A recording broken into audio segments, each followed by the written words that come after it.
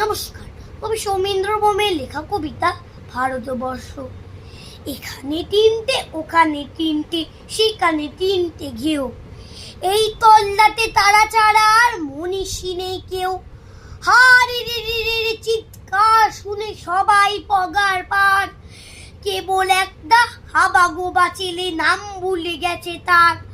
তার দু চোখের দৃষ্টি কেমন স্বপ্নের মতো নীল, আমির খানের মুখের সাথে একটু রয়েছে মিল। সবাই ধরলো, মারলো, বলল বল জয় শ্রীরাম।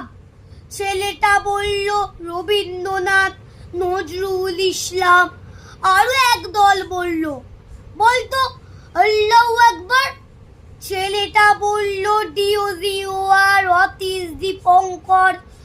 সবাই ধরলো, মারলো, বলল বল কোনখানে তোর ঘর। ছেলেটা বলল ভারতবর্ষ, সবরমতীর চর। Thank you.